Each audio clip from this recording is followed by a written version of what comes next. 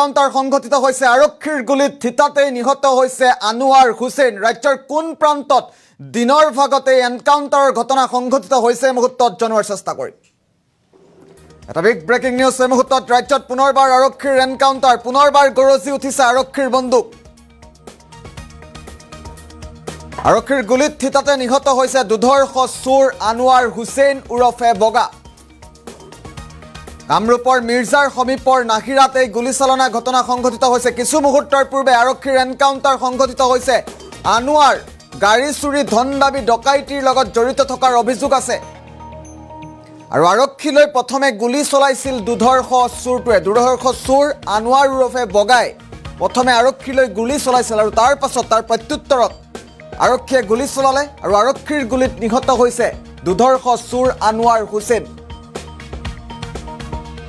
দৃশ্যাংশ আহি পৰিছে মুহূৰ্তত আমি পুনে পুনে দৃশ্যাংশ দেখুৱাৰ চেষ্টা কৰিম বৰ্তমান মুহূৰ্তত কি পৰিৱেশে বিৰাজ কৰিছে আৰক্ষীৰ গুলিত থিতাতে নিহত হৈছে আনোৱাৰ হুছেইন মিৰ্জাত এই ঘটনা সংঘটিত হৈছে আনোৱাৰ হুছেইন নামৰ দুধৰ্ষ চোৰটো আৰক্ষীৰ গুলিত নিহত হৈছে আৰু এই সন্দৰ্ভত অধিক তথ্যৰ বাবে আমি সংযুক্ত হ'ব বিচাৰিছো আমাৰ সাংবাদিক মধু মাধৱ দাসৰ সৈতে মধু মাধৱ দাস এই সন্দৰ্ভত আপোনাৰ হাতত অধিক তথ্য কি আছে হয় সুদীপ্ত এটা ব্ৰেকিং নিউজ আসলতে দক্ষিণ কামৰূপ অঞ্চলত বিগত কেইবা বছৰ ধৰি এটা দুধৰ্ষ চোৰ এটা আসলতে সন্ত্ৰাসৰ সৃষ্টি কৰি আহিছিল আৰু এইগৰাকী চোৰৰ নাম আছিলে আনোৱাৰ হুছেইন আজি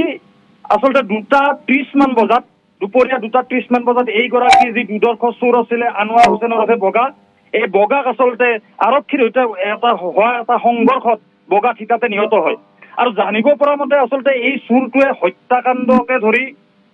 চুৰিকাণ্ডকে ধৰি ডকাইতি কাণ্ডকে ধৰি কেইবাটাও বছৰত অভিযুক্ত হৈ তেওঁ 5বাৰকৈ কাৰাবাস খাটিবলগীয়া হৈছিলে আৰু তাৰে পৰিপ্ৰেক্ষিতত কিছুদিন পূৰ্বে তেওঁ আন এটা ঘটনা সংঘটিত কৰিছিলে এজন লোকক হত্যা কৰিবলৈ চেষ্টা কৰিছিলে তাৰপিছতে গছৰ ৰুজু হৈছিলে আৰু এইগৰাকী যি বগা ওৰফে আনোৱাৰ হুছেইন তেওঁ পলাতক অৱস্থাত আছিলে আজি কিন্তু মিৰ্জা আৰক্ষী পলাশবাৰী আৰক্ষী আৰু বিজয়নগৰ আৰক্ষীৰ সহযোগত আসলতে বিশ্বস্ত সূত্ৰে তেওঁলোকে জানিব পাৰিছিল যে কামৰূপ জিলাৰ যি মিৰ্জা আছে মিৰ্জাৰ সমীপৱৰ্তী নহিৰা আৰু নহিৰাৰ সত্ৰাপাৰা বুলি যিটো চুবুৰী আছে এই সত্ৰাপাৰাত আসলতে এই বগাই আত্মগোপন কৰি থকাৰ তথ্য আহিছিলে আৰু তাৰ পিছতে বিজয়নগৰ আৰক্ষী আৰু পলাশবাৰী আৰক্ষীয়ে যৌথভাৱে অভিযান চলাই এইগৰাকী দুধৰ্ষ চোৰক কৰায়ত্ব কৰিবলৈ চেষ্টা কৰিছিলে কিন্তু সেই মুহূৰ্ততে এইগৰাকী দুধৰ্ষ চোৰে আৰক্ষীৰে লক্ষ্য কৰি গুলি কৰিছিলে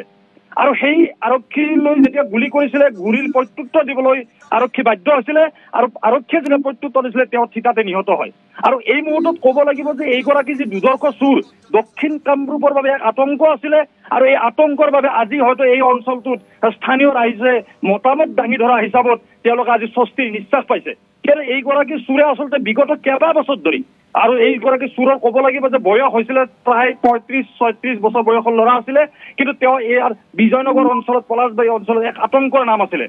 আৰু আজি যিহেতুকে তেওঁ সংঘৰ্ষত লিপ্ত হ'ল আৰক্ষীয়ে প্ৰত্যুত্তৰ দিলে আৰু প্ৰত্যুত্তৰত তেওঁ থিতাতে নিহত হয় সুদীপ্ত ধন্যবাদ জনাইছো মধু মাধৱ দাস এয়া আছিল আনোৱাৰ হুছেইনৰ তথ্যৰ মুহূৰ্তত আমাক দাঙি ধৰিলে বিগত কেইবাদিনো ধৰি অঞ্চলটোত সন্ত্ৰাসৰ সৃষ্টি কৰি থকাৰ অভিযোগ আছে আনোৱাৰ হুছেইনৰ বিৰুদ্ধে আৰু আনোৱাৰ হুছেইনে প্ৰথমে আৰক্ষীলৈ গুলি চলাইছিল আৰু আৰক্ষীলৈ গুলি চলোৱাৰ পাছত প্ৰত্যুত্তৰত আৰক্ষীয়ে গুলি চলালে আৰু আৰক্ষীৰ গুলিত থিতাতে নিহত হৈছে দুধৰ্ষ চোৰ আনোৱাৰ হুছেইন উৰফে বগা কিছু মুহূৰ্তৰ পূৰ্বে ৰাজ্যত এনকাউন্টাৰ সংঘটিত হৈছে পুনৰবাৰ উল্লেখ কৰিছো আৰক্ষীৰ গুলিত নিহত হৈছে দুধৰ্ষ চোৰ আনোৱাৰ হুছেইন আৰু বিগত বহুদিন ধৰি আনোৱাৰ হুছেইনে দক্ষিণ কামৰূপত মিৰ্জাত এক প্ৰকাৰ সন্ত্ৰাস চলাই থকাৰ অভিযোগ আছিল আৰু অৱশেষত আজিৰ দিনটোত আৰক্ষীৰ গুলিত নিহত হৈছে প্ৰথমে আৰক্ষীলৈ গুলি চলাইছিল আৰু আৰক্ষীয়ে প্ৰত্যুত্তৰত গুলি চলাবলৈ বাধ্য হৈছে আৰু আৰক্ষীৰ গুলিত নিহত হৈছে এইগৰাকী আনোৱাৰ হুছেইন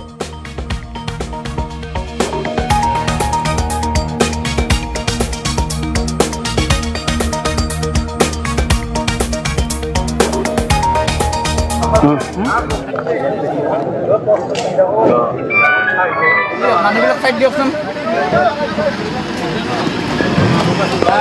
সমাজৰ এটা আবাৰ জনাব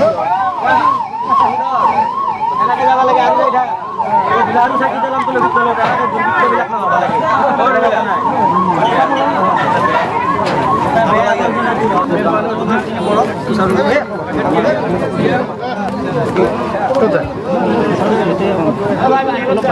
ভেটাত দিয়ক